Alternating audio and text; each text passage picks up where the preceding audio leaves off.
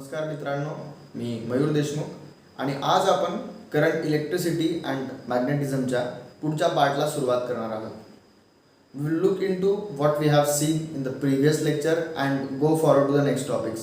So we started this lecture with the topic current electricity, in which we saw how the water flows, how the heat flows, and then we decided the probable direction for the current electricity. We got deep into that topic. We saw everything very well. We saw the direction of electrons and direction of conventional current. So ही जी काही current electricity आहे त्यात आपण हे पाहिलं की जे काही current आहे तो सर्किटमध्ये कोणत्या डायरेक्शनने आपण त्याची डायरेक्शन घेणार आणि सेकंडली इलेक्ट्रॉन्स सर्किटमध्ये कोणत्या डायरेक्शनमध्ये फिरतील, कोणत्या डायरेक्शनमध्ये मूव्ह होतील हे आपण याच्यात पाहिलं. मित्रांनो, सर्किटमध्ये जर करंट पाहिजे असेल तर तुम्हाला इलेक्ट्रोस्टॅटिक पोटेन्शियल गरजेचं आहे किंवा किंबहुना हे स्टेटमेंट पूर्णतः बरोबर नाही, आपल्याला पोटेन्शियल डिफरन्स पाहिजे. इलेक्ट्रोस्टॅटिक पोटेन्शियल आणि पोटेन्शियल डिफरन्स मध्ये फरक एवढाच आहे, यामध्ये आपण डिफरन्स घेतला आहे. There must be some difference as like height difference, temperature difference. त्या पद्धतीने पोटेन्शियल डिफरन्स असला तरच करंट फ्लो होतो. मित्रांनो, हे जे काही पोटेन्शियल डिफरन्स आहे आणि इलेक्ट्रोस्टॅटिक पोटेन्शियल आहे या दोन्हींचं युनिट व्होल्ट हेच आहे. नंतर इलेक्ट्रिक करंट आय ने रिप्रेझेंट करतात, त्याचं एसआय युनिट एम्पियर आहे आणि इलेक्ट्रिक करंट म्हणजे चार्ज पर युनिट टाइम. मित्रांनो, 1 ampere is the electric current when 1 coulomb of the charge flows through circuit और वायर इन 1 सेकंड. 1 कूलम एवढा चार्ज एका सेकंदाच्या आत वायरमधनं किंवा सर्किटमधनं त्याने ट्रॅव्हल केलं पाहिजे, मूव्ह केलं पाहिजे.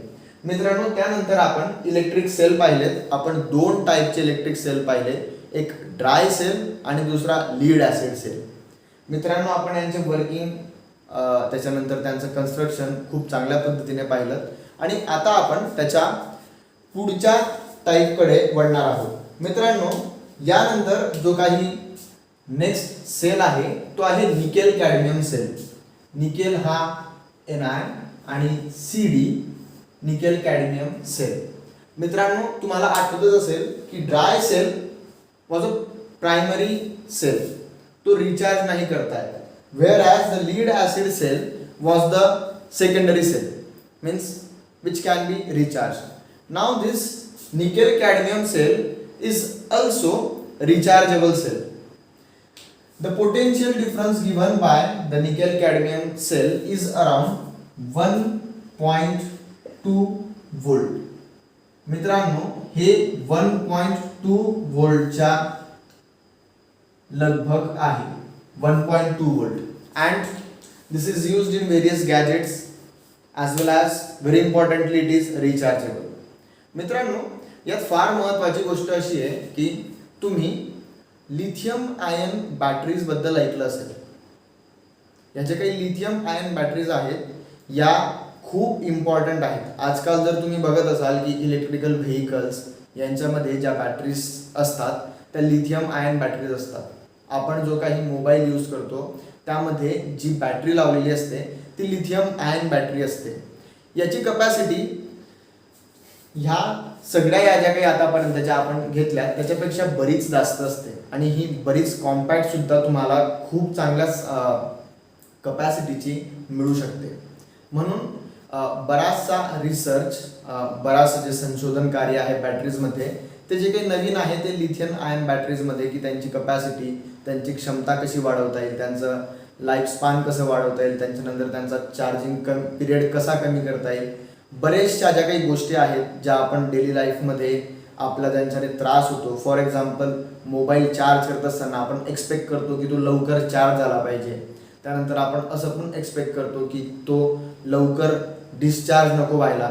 कपॅसिटी वाढली पाहिजे पण त्या कपॅसिटीला चार्ज व्हायला लागणारा टाईम हा कमी झाला पाहिजे. ही जी काही बरीचशी आव्हानं आहेत त्यांच्यावर आज जगभर काम सुरू आहे.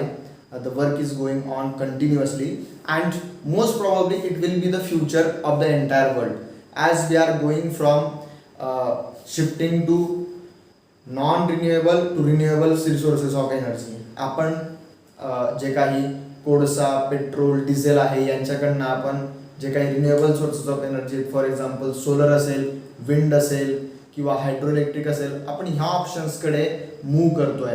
तर याच्यात ही जी काही इलेक्ट्रिक बॅटरीज आहेत ह्या खूप महत्त्वाचा रोल प्ले करणार आहेत.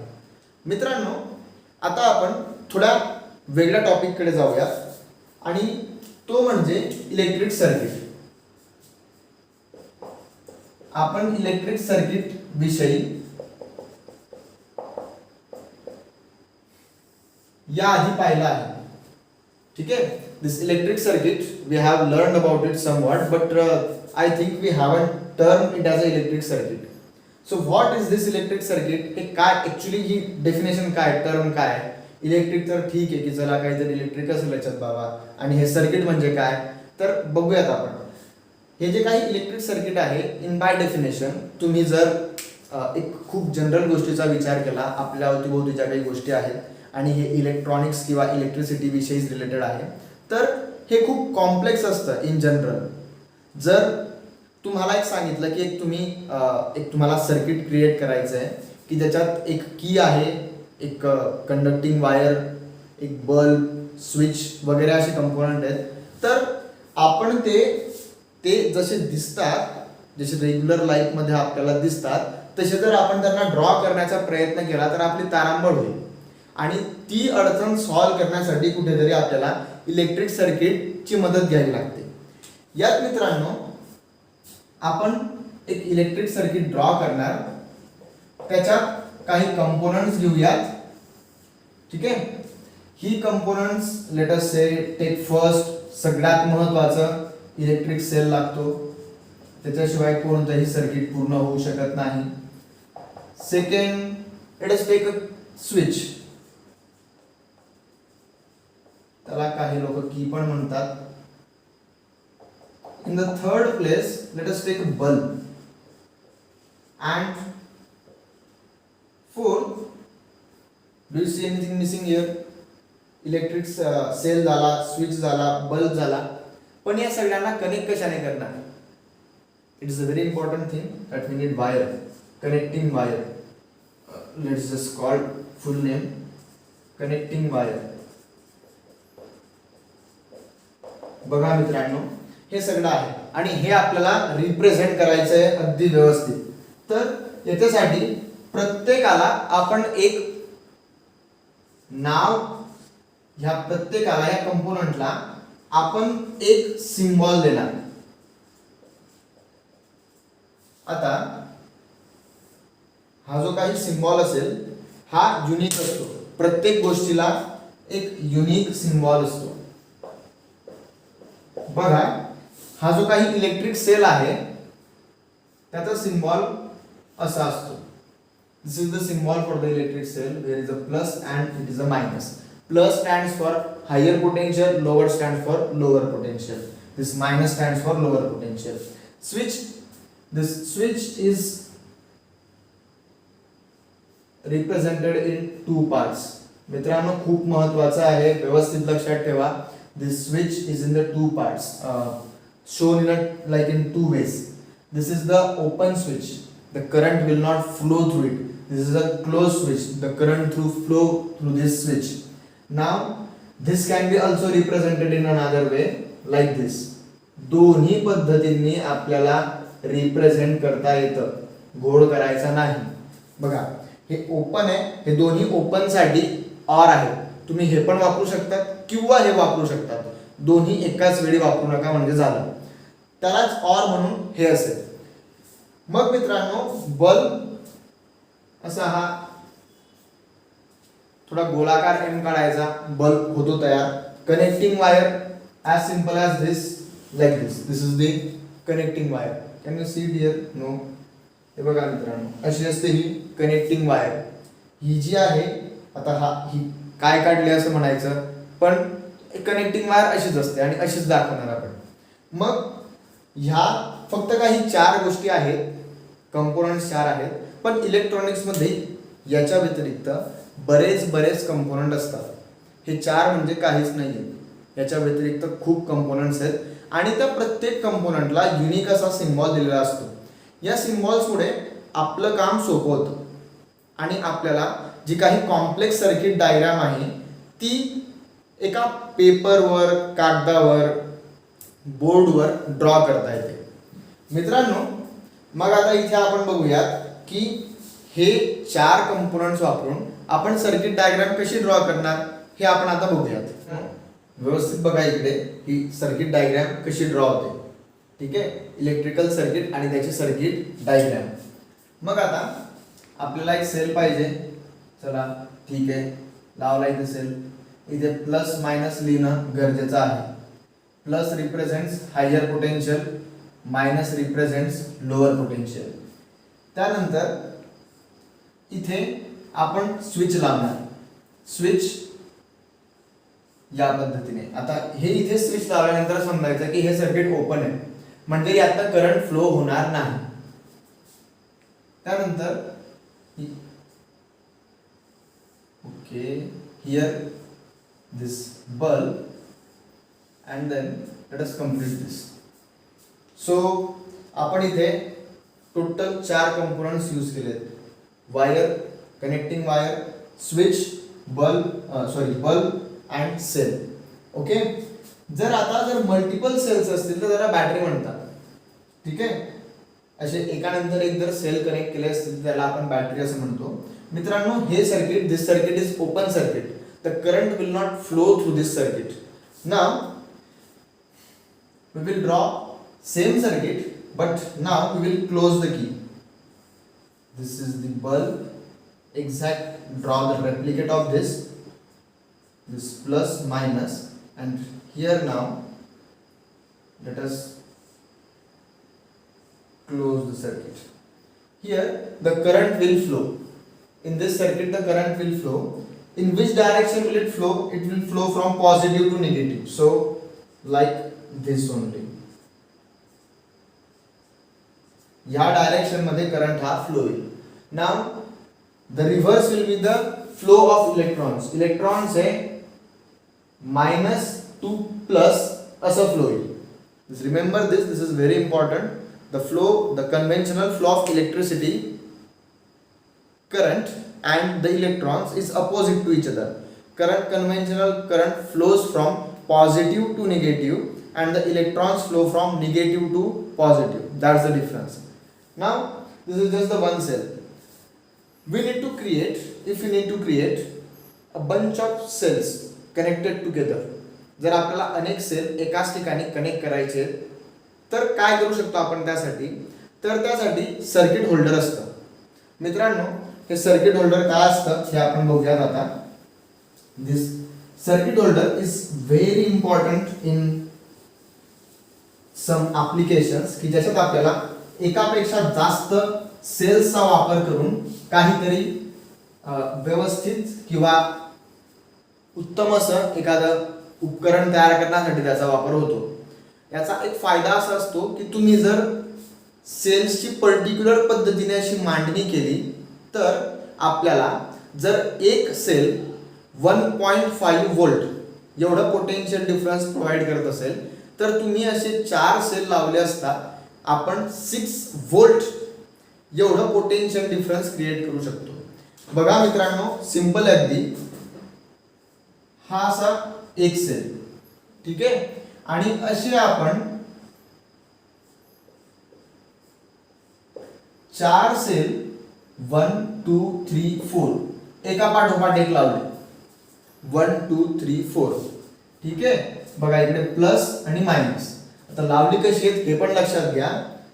याचा प्लस पहिल्या सेलचा मायनस, छोटा मायनस हा दुसऱ्याच्या प्लसला कनेक्ट आहे.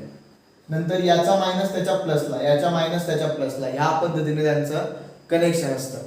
मित्रांनो, हे जे काही सर्किट आहे, हे जे काही होल्डर आहे, इलेक्ट्रिक होल्डर, हे तुम्हाला या फिगर मध्ये असल्याप्रमाणे दिसेल. तर यात तुम्ही एक स्प्रिंग बघू शकता. ही जी काही स्प्रिंग आहे ती स्प्रिंग तुम्ही ड्राय सेल पाहिलात तर ड्राय सेलचा जो एक त्याचा 2 एंड असतात, त्या 2 पैकी एक एंड हा चपटा असतो. तर हे जे काही चपट एंड आहे त्याला जर तुम्ही स्प्रिंगकडे दाबलत तर तो सेल व्यवस्थित त्या होल्डरमध्ये फिट बसतो.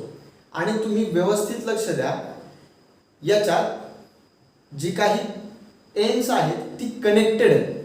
तुम्हाला तिथे स्मॉल अशी वायरिंग दिसेल की ती एका एंडला दुसऱ्या एंडला कनेक्ट करते, एकाचं निगेटिव्ह दुसऱ्याच्या पॉझिटिव्हला कनेक्ट करत आहे. आणि त्याच याच्याने ही सगळी डायग्राम बनलेली आहे. मित्रांनो, जर 2 सेल आपण एका पाठोपाठ एक कनेक्ट करत असू तर ते ह्या पद्धतीने दिसतात. तुम्ही बघू शकता, जर हा एक सेल असेल, let's draw one cell, okay, and this is the second one. नाव ही एक मांडणी आहे. आता याच्यात आपण जर घेतलं प्लस मायनस या पद्धतीने ही कनेक्ट आहे आणि आपण हे पाहिजे ते इथे सर्किटला कनेक्ट करू शकतो. It depends on us what we want to connect here. Secondly, जर तुम्हाला बरेच सेल कनेक्ट करायचे तर जे होल्डर असतं त्याची जी अरेंजमेंट आहे ती लगभग ह्या टाइप मध्ये असते. Okay, 1 2 3 and 4. Now what we will do is, आता ही 2 आहे, ठीक आहे. आता या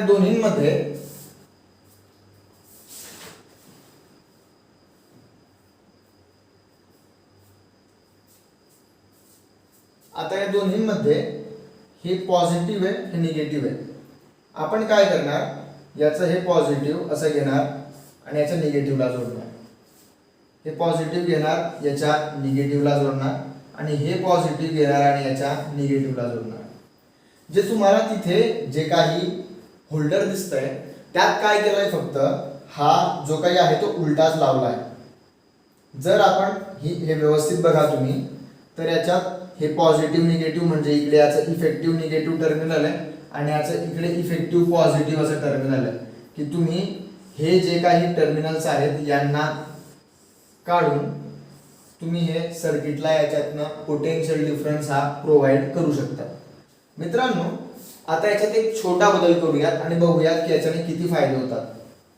ठीक आहे, मी जी काही यांची संरचना आहे ती उलट केली आणि ह्या वायर जरा काढतो इथून.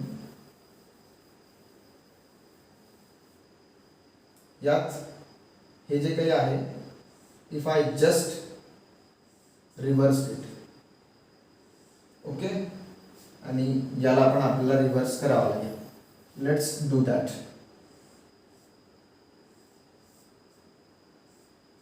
ओके, आता जर तुम्हाला पॉझिटिव्ह आणि निगेटिव्ह कनेक्ट करायचे आहेत तर फक्त हे एवढंच करण्याची गरज आहे, nothing else. You don't need to do anything. तुम्ही काय केलं, इफेक्टिव्हली फक्त हे ह्या पद्धतीने कनेक्ट केले. आणि तुम्ही जर तुमच्या पुस्तकातली ही डायग्राम बघितली तर त्यात तुम्हाला अशाच पद्धतीने केलेलं दिसेल. एक सेल असा असतो तर दुसरा एक्झॅक्टली त्याच्या उलट असतो. ठीक आहे मित्रांनो, तर ही जी काही अरेंजमेंट असते ती होल्डर्सची असते. मित्रांनो, आपण आता इथे थांबूया आणि पुढच्या लेक्चरमध्ये यापेक्षा ज्या काही वेगळ्या गोष्टी आहेत, मॅग्नेट आहे, त्यानंतर डोरबेल सारखा टॉपिक आहे, हे आपण पुढच्या लेक्चरमध्ये कव्हर करूयात.